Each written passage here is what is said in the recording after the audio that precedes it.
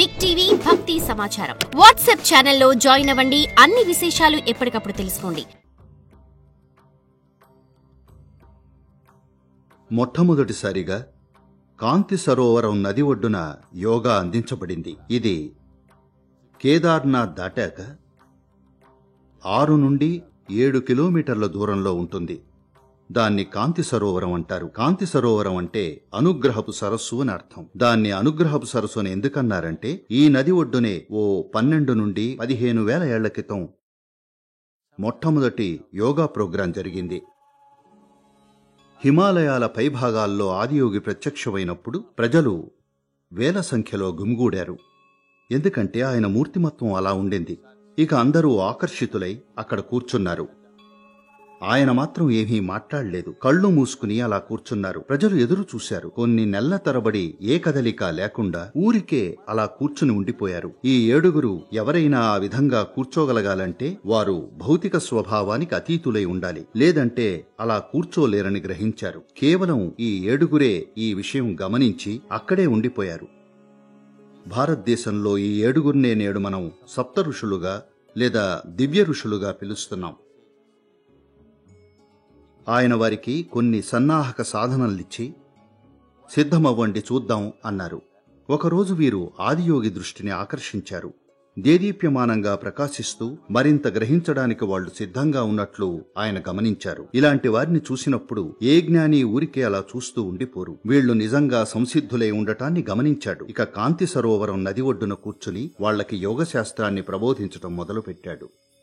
ఈ శాస్త్రాన్ని తెలుసుకోవడానికి, ఈ జ్ఞానాన్ని గ్రహించడానికి, దాన్ని వారి మానవ రూపంలోకి ఇముడ్చుకోవడానికి వాళ్లు సుదీర్ఘకాలాల పాటు సమాధి స్థితిలోకి వెళ్లారు. వారిలో సుప్రసిద్ధ ఋషి, మనకి చాలా చాలా ముఖ్యమైన ఋషి, దక్షిణం వైపు పయనించడానికి నిర్ణయించుకున్న ఋషి అగస్త్య లేదా Agastyamuni. The one who chose to travel south, Agastya, or one who is known as Agastya Muni. ఆయన భూగర్భంలో తన సాధనను చేపట్టారు. పురాణాల ప్రకారం ఆయన కొన్ని వేల ఏళ్లపాటు ఇలా భూగర్భంలో సమాధి స్థితిలో ఉండేవారని అంటారు. ఆ తరువాత బయటకు వచ్చే సమయానికి ఆయన ఆ జ్ఞానం మొత్తాన్ని తనలో ఇంకా తన వ్యవస్థలో ఓ భాగంగా ఏకీకృతం చేసుకున్నారు. బుద్ధితో సంపాదించే జ్ఞానంగా కాదు, తన మానవ వ్యవస్థలోనే ప్రకంపించే ప్రక్రియగా. ఇక దక్షిణానికి వెళ్లడం అనే తన పన్ని నెరవేర్చాలనుకున్నాడు. ఆ 7 ఆయన సుప్రసిద్ధులయ్యారు. ఎందుకంటే ఆయన దాన్ని ఎంతో పట్టుదలతో ఈ ఉపఖండంలోని దక్షిణ భాగమంతటా వ్యాప్తి చేశాడు. ఆయన నేను విన్నదాన్ని బట్టి ఈ దేశంలో ఓ 700 ఆశ్రమాలు నిర్మించారని ప్రశస్తి. లెక్కలోకి రాని చిన్న చిన్న ప్రదేశాలెన్నో ఉన్నాయి. సాధన కొనసాగిన సరి అయిన ఆశ్రమాలు, సాధన కొనసాగే విధంగా ఆయన అక్కడ గురుపరంపరను నెలకొల్పిన ఆశ్రమాలు, ఇలాంటివి దేశవ్యాప్తంగా 700 ఆశ్రమాలను ఆయన నిర్మించారు. ఆధ్యాత్మికతను దైనందిన జీవితంలో ఓ భాగంగా చేసేందుకు. ఆయనకున్న లోతైన అవగాహన, అలాగే ఆయన పనిచేసిన తీరు, ప్రతి విషయంలో ఆయన చూపించిన ఉత్సాహం, ఇంకా వాటిని చాకచక్యంగా నిర్వహించిన తీరు, ఇవన్నీ ఎన్నో విధాలుగా మానవాతీతమైనవి. ఎన్నో విధాలుగా అగస్త్యముని మనం దాదాపు ఆయన్ని దక్షిణ భారతదేశపు మార్మికతకు పితామహుడిగా చెప్పుకోవచ్చు. అగస్త్యముని ద్వారా దక్షిణ భారతదేశానికి యోగా ఓ నిర్దిష్టమైన రూపంలో అందించబడింది. ఆయన 4000 ఏళ్లు జీవించాడంటారు. ఆయన 4000 ఏళ్లు జీవించాడో లేదో మనకు తెలీదు.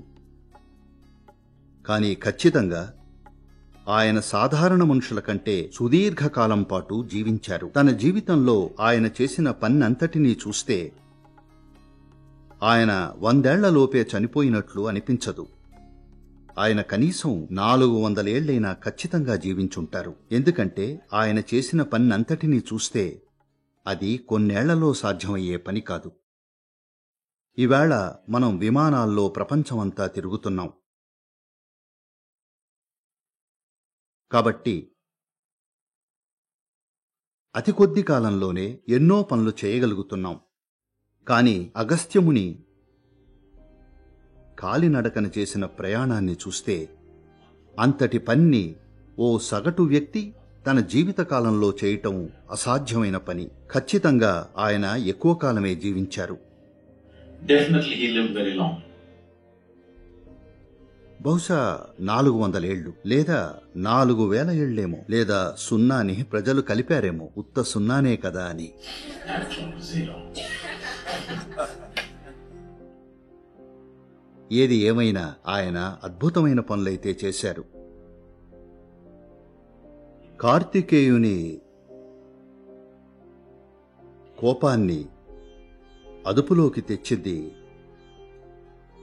ఆయనే. కార్తికేయుడు శివుడి తనయుడు. ఆయనకి ఓసారి ఎంతో కోపం వచ్చింది. తన తండ్రి వద్ద నుండి వెళ్ళిపోవాలనుకుంటాడు. దాంతో దక్షిణానికొస్తాడు. అమితమైన కోపంతో ఆయన ఓ యోధుడిలా మారతాడు. ఎన్నో విధాలుగా సాటిలేని యోధుడిగా ఆయన ఆక్రమించుకుంటూ వెళ్తాడు. ఆక్రమించేది పాలించడం కోసం కాదు, అతనికి అన్యాయంగా తోచిన ప్రతిచోట నరుక్కుంటూ వెళ్ళాడు. ఎందుకంటే తన తల్లిదండ్రులు తన పట్ల అన్యాయంగా ప్రవర్తించారనుకుని న్యాయాన్ని స్థాపించాలనుకున్నాడు. మీరు కోపంగా ఉన్నప్పుడు ప్రతిదీ అన్యాయంగానే కనిపిస్తుంది, అవునా? మీరు కోపంగా ఉన్నప్పుడు ప్రతి చిన్న విషయం పెద్ద అన్యాయంగా కనిపిస్తుంది. ప్రపంచంలో ఎంతో అన్యాయం జరుగుతోందని భావించి ఎంతో మంది ప్రజలను నరుక్కుంటూ వెళ్ళాడు. ఆయన యుద్ధాల మీద యుద్ధాలు చేస్తూ దక్షిణానికి ఇంకా ఇంకా కిందకు వెళ్ళాడు. అప్పుడు అగస్త్యముని ఈ కోపాన్ని జ్ఞానోదయానికి ఓ మార్గంగా మార్చాడు. అతను ఆఖరికి సుబ్రహ్మణ్యం వద్ద అన్నింటినీ ఆపేస్తాడు. చివరిసారిగా తన కత్తినక్కడ కడిగేస్తాడు. ఆపై కొంత సమయం అక్కడే విశ్రాంతి తీసుకుని ఆ తర్వాత కుమార పర్వతంపైకి వెళ్ళాడు. అక్కడే ఆయన నిల్చుని మహాసమాధి పొందాడు. కాబట్టి ఈ కార్తికేయుని కోపాన్ని జ్ఞానోదయానికి ఒక మార్గంగా మార్చడం అనేది అగస్త్యముని చేసిన పని. Transforming Kartikeya's anger into a means for his enlightenment was Agastya's work. అలాగే దక్షిణ భారతదేశంలోని సిద్ధులందరూ కూడా పూర్తిగా అగస్త్య పరంపరలోని వారే. ఒక విధంగా నేను చేసేదంతా కూడా అగస్త్యముని చేసిన దానికి చిన్న పొడిగింపు మాత్రమే. ఆయన ఓ పెద్ద రాజభవనాన్ని నిర్మించారు. మేము దానికి ఓ అదనపు గదిని కలుపుతున్నామంతే. ఎందుకంటే దక్షిణ భారతదేశపు మార్మికతకు ఒక భిన్నమైన స్వభావం ఉంటుంది. అందుకు కారణం అగస్త్యముని. మిగతా 6గురితో పోలిస్తే ఆయన అతిపెద్ద ప్రదేశాన్ని ఎంచుకున్నారు. అక్కడకు వెళ్లి ఎన్నో విధాలుగా పరివర్తనను తీసుకొస్తూ కొనసాగాడు. ఆయన ప్రతి ఒక్కరి జీవితంలో ఎంతో కొంత ఆధ్యాత్మికత ఉండేలా చేశారు. ఇప్పుడదంతా పోతూ ఉండొచ్చు, కానీ మీరు క్రితం తరాన్ని తీసుకుంటే ఈ రోజుకి కూడా అది ఇంకా ఉంది. దక్షిణ భారతంలోని ఓ సాధారణ రైతు కూడా, లేదా ఉత్తరప్రదేశ్కి దిగువనెక్కడైనా సరే, అక్కడి నుండి దక్షిణానికెక్కడైనా సరే ఓ సాధారణ రైతు కూడా ఎంతో కొంత ఆధ్యాత్మికత కలిగి ఉండటాన్ని మీరు గమనిస్తారు. ఇదంతా అగస్త్యముని చొరవ వల్లే.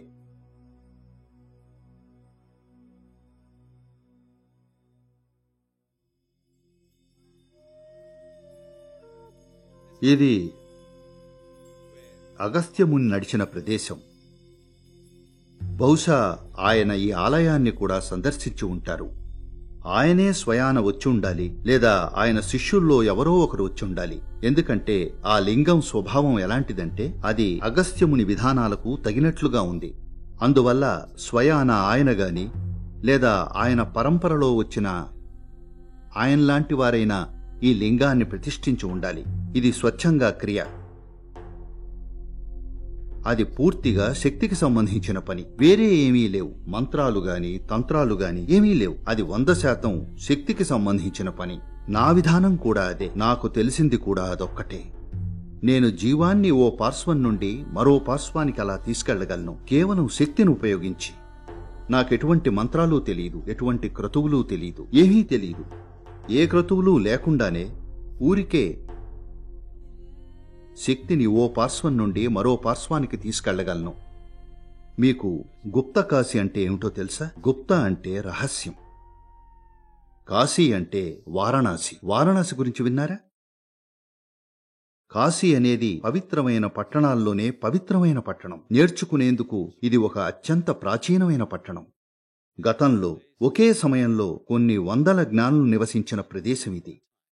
మీరు ఏ వీధిలో అడుగుపెట్టినా అక్కడొక జ్ఞాని కనిపించేవారు. కాశీ అంటే పవిత్రమైన వాటిలోనే అత్యంత పవిత్రమైనదని. కాబట్టి అది అసలు కాశీ. కేదార్కి అతి దగ్గరగా ఉండేది గుప్త కాశీ, అంటే రహస్య కాశీ. దాని గురించి ఎవరికీ తెలియకూడదన్నమాట.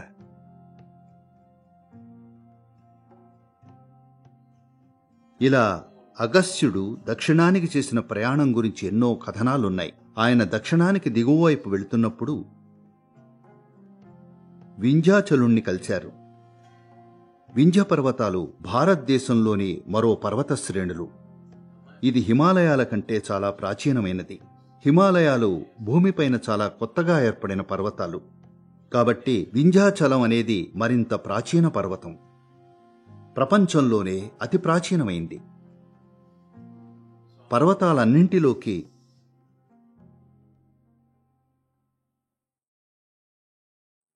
హిమాలయుణ్ణి పర్వతరాజుగా ఎన్నుకున్నారు. దాంతో అగస్త్యముని దక్షిణానికొస్తున్నప్పుడు కోపంతో ఉన్న వింధ్యాచలుడు అగస్త్యముణ్ణి ఆపి, ఇలా ఎలా చేస్తారు? హిమాలయుణ్ణి రాజుగా ఎలా చేస్తారు? నాతో పోల్చుకుంటే అతను చిన్నపిల్లాడు. అతన్ని మీరు రాజుగా ఎలా చేస్తారు అని అడిగాడు. ఒక పర్వతానికి కోపం రావడం అనేది మంచి విషయం కాదని అగస్త్యునికి తెలుసు. మనిషికి కోపం వస్తేనే చాలా ఘోరం జరగగలదు. అలాంటిది పర్వతానికి కోపం వస్తే అతనేం చేస్తాడో మనకు అసలు తెలియదు. ఇక అగస్త్యముని కూర్చున్నప్పుడు వింధ్యాచలుడు గొప్ప భక్తుడు కాబట్టి అతను అగస్త్యునికి వంగి నమస్కరించాడు. అప్పుడు అగస్త్యముని అలాగే ఉండు, నేను దక్షిణానికి కిందకు వెళ్లి మళ్లీ వస్తాను, అప్పుడు మీ సంగతి చూద్దాం అన్నారు. వింధ్యాచలుడు అలానే వంగి ఉంటాడు, అగస్త్యముని కోసం ఎదురు చూస్తూ. అయితే అగస్త్యుడు తిరిగి రానేలేదు. ఆయన తిరిగి ఉత్తరానికొచ్చేటప్పుడు ఆయన వేరే మార్గంలో జగన్నాథపురి గుండా వెళ్ళాడు. కేవలం ఈ వింధ్యాచలుణ్ణి తప్పించుకోవడం కోసం. అతనలాగే వినమ్రతతో ఉంటాడని, అగ్నిపర్వతంలానో మరో దానిలానో పేలకుండా ఉంటాడని. దాంతో వింధ్యాచలుడు చాలా చిన్నవాడయ్యాడు. ఎందుకంటే వంగి నమస్కరించున్నాడు. హిమాలయుడు ఎత్తుగా ఉంటాడు. నిల్చుని ఉండి పెరుగుతూ ఉండడం వల్ల. దక్కన్ పీఠభూమిలో మీరెక్కడికెళ్ళినా సరే దాదాపు ప్రతి గ్రామంలో ఎవరో ఒకరు అగస్త్యముని ధ్యానం చేసిన గుహ ఇదే, ఇక్కడే అగస్త్యుడు ఫలానా పని చేశారు అంటూ ఉంటారు. బిఆర్ హిల్స్లోని అన్ని ప్రదేశాల్లో, కర్ణాటకలో దాన్ని బిలిగిరి రంగనబెట్ట అంటారు. ఇది చామరాజనగర్ జిల్లాలో ఉంది.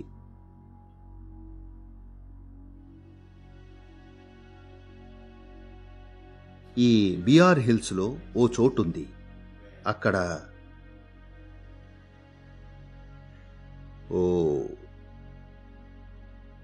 సంపంగి చెట్టుంది. దాన్ని ఇంగ్లీష్లో ఏమంటారు? చంప కదా? సరే, అదెంతో సువాసన వెదజల్లే పువ్వు. ఆ చెట్టుని అగస్త్యమునే నాటారంటారు.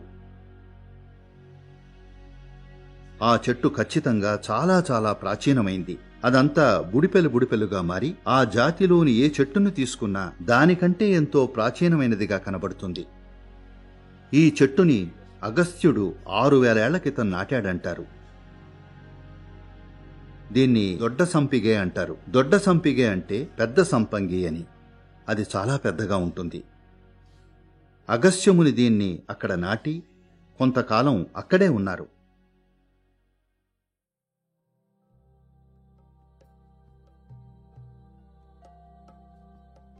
కావేరీ నదికి ఇది మధ్యలో ఉంటుంది. వాళ్ళు సరిగ్గా ఈ మధ్య ప్రాంతాన్ని గుర్తించారు. అగస్త్యముని ఇక్కడొక లింగాన్ని ప్రతిష్ఠించారు.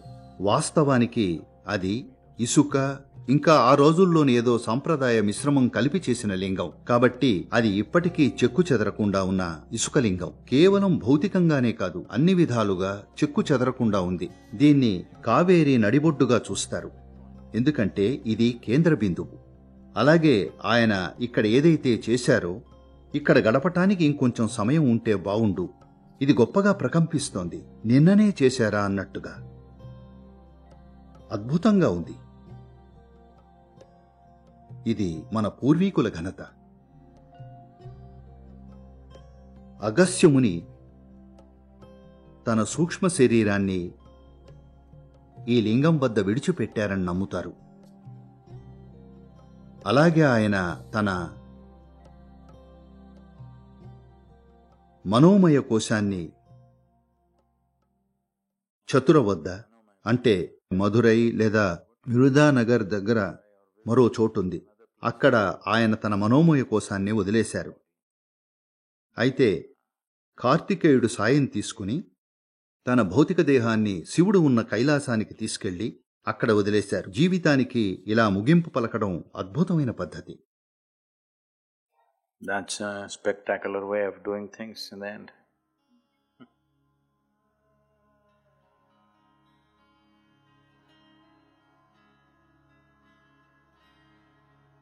నాకు కైలాసం అనేదొక అద్భుతమైన ఆధ్యాత్మిక గ్రంథాలయం లాంటిది.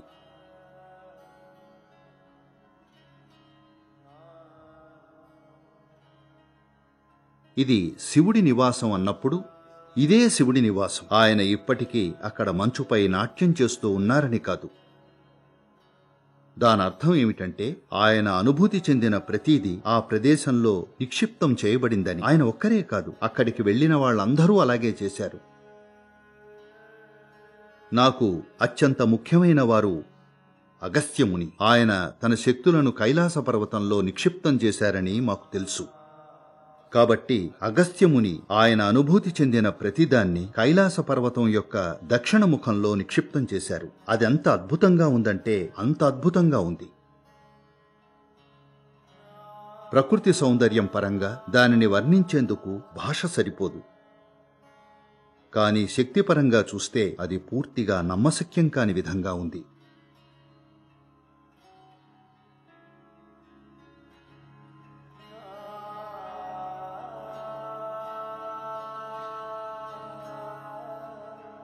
కాబట్టి దక్షిణ మార్మికత మొత్తానికి మూలం అగస్త్యముని.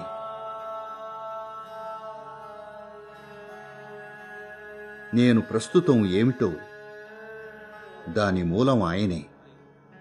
ప్రస్తుతం మీ జీవితాలతో ఆడుకుంటున్న నేను ఆయన వేలి గోరంత మాత్రమే అని చెప్పొచ్చు. For more videos like this, subscribe Big TV channel.